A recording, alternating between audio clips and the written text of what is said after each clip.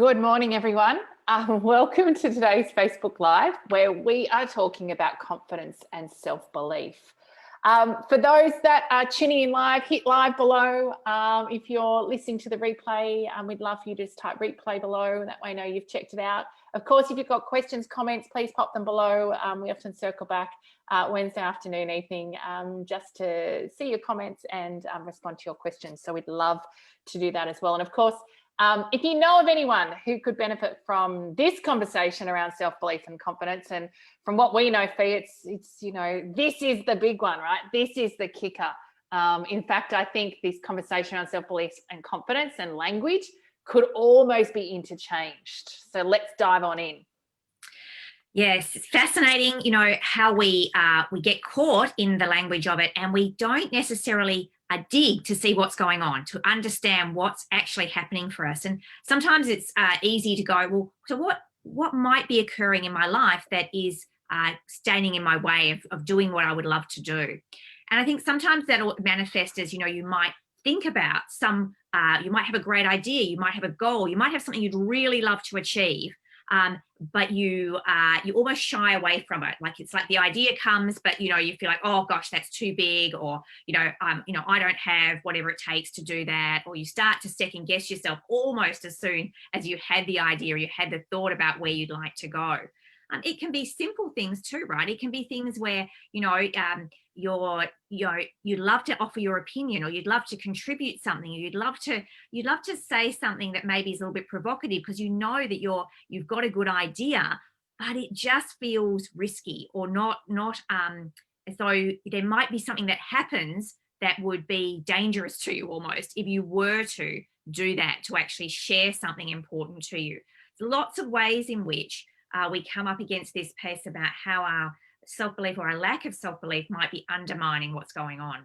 Yeah, we're in the middle of the 10-day confidence challenge, and on day 2 we look at kind of what is confidence, and we talk about the working definition of confidence, and what are the pieces you've got nailed, perhaps around making decisions, what are the pieces that play out the most for you. And this self-belief, I kind of this view that I can rather than I can't, that is the one, like hands down, 80% of people say that this is the one that really comes up the most. When I think about my relationship with confidence, it's this piece around self-belief. And I think this is interesting. It got me super curious in the first confidence challenge when that was the response we heard. I was like, okay, what is self-belief anyway, right? And we've been doing lots of kind of unpacking about what this is, and if you were to have a formula, what could that look like? We're not going to touch on that today, but I think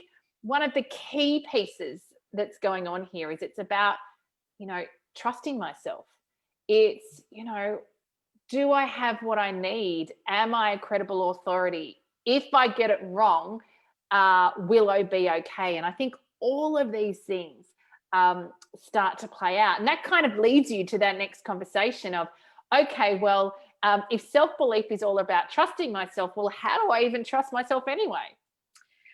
Yes, yeah, I think for me personally, this piece about committing to something, I'm going to achieve something, what's the risk of that? What's happening for me when I do that? What happens if I get it wrong? What happens if I fail? All of these ways in which I can start immediately undermining trust in myself. I need to be able to trust myself in order to have self-belief, in order to be able to show up, in my fullness and to do great work. And so it's interesting to notice what's sitting underneath, what might be going on. And, at the end of the day, you've got to trust yourself that you're going to be okay, no matter what comes at you, that, at some level, you're resourced enough, you've had enough experience, enough things have occurred for you that even though it's not what you wanted, or even if you do fail, even if things don't work out, actually, I can trust myself that I'll be okay. And I think that's what's quite challenging for a lot of us in this space. Yeah, I think, the more we've unpacked this resourcefulness, this piece around if I fall down, I'll be able to get back up. I think that's one of 3 critical elements to the formula, if there was one. I'm not saying there is, but we're still kind of unpacking that. But I think that's a critical one. I think we've really got to start to get beneath this and understand what's going on for me personally. Because I think this is where a lot of the work we've been doing in the Acts of Confidence program, right, which is around, trusting yourself to make decisions, trusting yourself to speak up and get it wrong, trusting yourself to fail, trusting yourself that, even if you ask for help or you ask for something and you get a no, that you'll be okay with that rejection. I think all of those things really talk to the fact that, and really, like, we talk about that core confidence, right? It's that the ability to know I've got that and be unshakable in that resolve. That's the essence of trusting yourself and self-belief. And it's these words that on some level, when you Google self-belief, confidence is almost in the definition, which I don't know is super helpful because it's two kind of ambiguous words thrown together. And apparently that's, we're supposed to be useful here. But I think there's a really important piece. This is huge.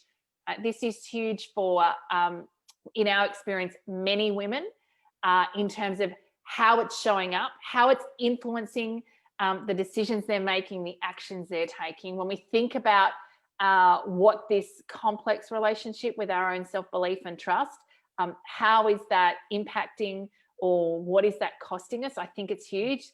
There's a lot of time, energy, and resource spent in the stories and the analysis, and should I and shouldn't I, and kind of the oscillating piece. There's a lot of cost to the opportunity cost of playing it small. When we do have an instinct to play big, to do something that we'd really love to do, and like, oh, I'm not sure I could trust myself. I don't know that I've got what it takes. And so I think when we start to spotlight the cost of this, but also the opportunity of when we do really start to lean into this, and not in the huge, big ways of display and that possibly feel really risky and unsafe, in the small steps that we reference as small acts of confidence, so that you get evidence and feedback that actually it is okay, that the stories you're telling yourself are just just stories.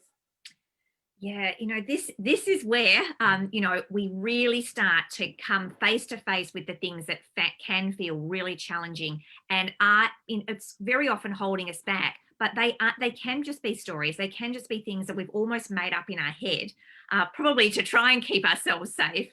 And so when we look at this and we think about, well, what could you do? How could I meet this situation? Firstly, there's a lot about assessing and right-sizing our expectations. We tend to, dramatically overblow things and to make things bigger than they are, and to kind of set ourselves up and think that something is going to be much more complex and difficult than it is. And when we actually give it some attention, we look at it, we can right size that, and we can see that, okay, yes, maybe there is some risk here, but it's not it's not, the life-threatening or the really dangerous or the really big risk. There's things I can do there. There's this lovely piece about, really reality checking those stories, and we talk a lot about this, our brains are so fast and so quick at making meaning and telling us stories. And often they're completely off on a tangent, or they're completely, they're so made up. They're so much beyond what reality is. And so I think, again, it's about, what are the stories I'm telling myself? If I did fail, if things did go wrong, if things didn't work out, what meaning am I making around that? And therefore, why is that stopping me from doing things? And finally, there's this piece around, and then taking some action anyway. Even when I look at this, when I unpack it, when I work with it, I'm prepared to do something differently. As you said, it's not necessarily the biggest thing, but it's what are the small steps I could do? What are the actions I could take now? Because we know that as soon as we start to take those actions and kind of question all those stories and that sort of thing, it reframes our relationship with confidence. That whole act of confidence comes before the feeling is so powerful in those first moments of taking an action that initially felt a little bit difficult, but I'm prepared to give it a go. Yeah, and most importantly, we get evidence that we can trust ourselves in those moments, which means we're propelled to repeat that behavior as well. So we're going to leave it there. Thanks for joining us. For those who are live, please drop us a note, a comment, a question. If you know anyone who could benefit from this conversation around self-belief. We'd love for you to share it with them directly or with your network. Please reach out if this conversation has resonated with you individually. We can look at, brainstorm a plan of perhaps how we could start to go deeper. This is part of what we do in the 10-day confidence challenge, is start to really spotlight your relationship with confidence and start to unpack this. So if you do want to go deeper with this or any of our confidence conversations, please visit our website, coreconfidence.com.au. Have a fantastic week, and we will see you next week.